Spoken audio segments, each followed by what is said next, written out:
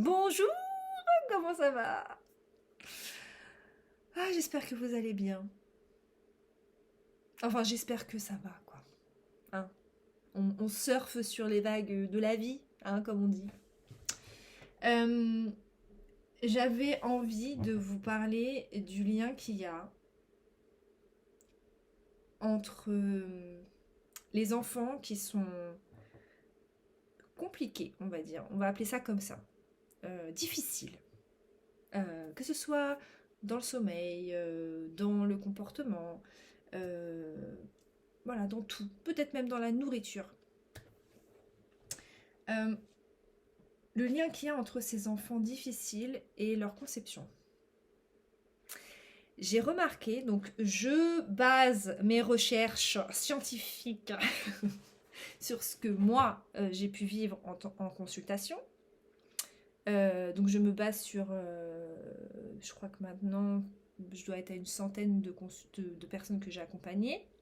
Je me base que sur des femmes, parce que je n'ai reçu que 2 hommes dans ma carrière, donc je ne vais pas vous parler des hommes parce que j'ai pas assez d'expérience là-dessus pour pouvoir vous en parler.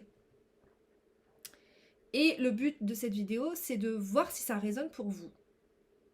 Je m'attends pas forcément à des commentaires. Alors si bien sûr vous avez envie et si n'hésitez pas, hein, abonnez-vous, mettez des commentaires, mettez un like, voilà, ça me fait un peu plus connaître et que ce que je suis en train de vous dire là ait un peu plus de sens pour d'autres personnes parce que je pense vraiment que ça peut aider. J'ai remarqué qu'un enfant qui n'a pas été ardemment désiré, je reviens sur le ardemment après, qui n'a pas été ardemment désiré, cherchera toute sa vie à trouver sa place auprès de sa mère.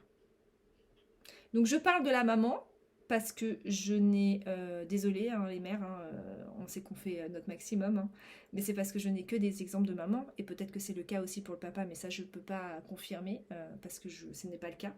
Je n'ai pas, j'ai pas assez de recul là-dessus, j'ai pas assez d'échantillons, comment je pourrais dire, j'ai pas assez d'exemples, enfin de personnes qui m'ont consulté. Enfin bref, je me répète, vous avez compris. Donc, ardemment désiré, ça veut dire quoi pour moi? Parce que généralement, en consultation, quand je dis ça, on me dit bah oui, je l'ai désiré. Alors, premièrement, quand je commence à creuser, bah non, en fait, il n'était pas ardemment désiré. Et c'est pas un jugement de ma part, une critique de ma part. Absolument pas. C'est vraiment pour comprendre, en fait. Quand je dis ardemment désiré, ça veut dire que vous le vouliez profondément, cet enfant. Dès le départ, dès les premiers... Tiens, si on faisait un enfant. Voilà. C'est pas parce que l'autre a mis un petit peu la pression que vous avez dit, bon, finalement, il est quelle heure, là? Je vais bientôt avoir 30 piges, faisons-le. Non. C'est vraiment un désir très profond où vous vouliez vraiment cet enfant. Et même si euh, vous n'avez pas dit oui parce que vous avez dit bon, il est quelle heure? C'est vraiment genre je le veux vraiment profondément. Et ça change la donne. Parce qu'un enfant qui a été profondément désiré, il est conçu dans quelque chose où on te désire profondément. Un enfant qui a été désiré que par un des parents, il cherchera sa place toute sa vie auprès de l'autre parent qui ne l'a pas profondément désiré. C'est très compliqué en tant que maman, en tant que femme, d'entendre ce que je suis en train de dire. Je le conçois tout à fait. Parce que c'est très difficile de s'avouer à soi-même qu'il y a un des enfants qu'on n'a pas trop désiré. D'accord? C'est comme ça, on est des êtres humains, on n'est pas des robots, on a des émotions, on fait des erreurs. Voilà, c'est ok en fait. Et vous faites tous, voilà, je suis sûre que vous êtes des parents formidables et des mamans formidables. C'est souvent les mamans qui se tapent dessus constamment. Vous êtes des mamans formidables. Donc, en fait, l'enfant, après ça, va toujours chercher, va être en quête de créer du lien avec le parent qui ne l'a pas profondément désiré. Et donc on en aboutit à des enfants qui sont trop compliqués, trop difficiles, qui sont dans quelque chose de toujours en quête de chercher en fait ce lien en fait avec le parent. Et forcément ça ne passe que par, à mon humble avis, en tout cas c'est ce que je fais, à créer du lien en fait avec l'enfant. Mais c'est seulement si l'enfant est ok pour créer du lien. Et ça bien sûr,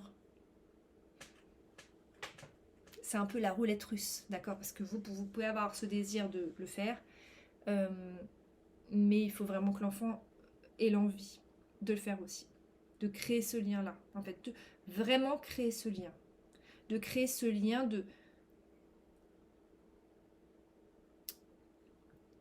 que vous n'avez pas réussi à créer dès la conception, en fait, que vous avez réussi tant bien que mal parce que vous aviez votre enfant et tout ça, mais et c'est en rien. Je pense qu'on est beaucoup de femmes à être dans ce cas-là, que c'est pas quelque chose qui est dit parce que forcément c'est tabou. C'est difficile d'avouer ça, et puis le fait d'entendre quelqu'un, voilà, de dire, si je le dis, mais qu'est-ce qu'on va penser de moi, hein? Déjà qu'on t'a passé sur la tête des mamans qui sont et c'est pas une bonne mère, et elle a fait ci, elle a fait ça, et tu te rends compte, et donc, mais je pense, voilà, si ça peut résonner en vous ce que je suis en train de dire, et que ça peut vous encourager en fait à aller réparer en fait ça, parce que tout est réparable en fait, tout est ok, tout est, voilà, on fait tous plein de choses en fait, et tout est, on peut revenir en arrière et réparer et pardonner, et il y a des choses qui peuvent être faites. Il y a plein de thérapeutes dans ce bas monde qui peuvent accompagner là-dessus. Une thérapie familiale, je trouve ça cool, mais encore une fois, si l'enfant est d'accord, et si le parent est d'accord aussi. Voilà, je vais arrêter là-dessus. Je pense que j'ai assez parlé sur le sujet. Mais en tout cas, si c'est un sujet qui vous intéresse et que vous osez pas trop en parler dans les commentaires, ce que je peux tout à fait comprendre, n'hésitez pas à m'envoyer un message, parce que je trouve ça hyper intéressant qu'on commence à parler un petit peu plus de ça en fait, de ce truc de pression par rapport aux mamans et les enfants et tout ça et tout ça. Ok ? Écoutez, je vous souhaite une très bonne journée, je vous dis à très bientôt et prenez soin de vous, c'est le plus important.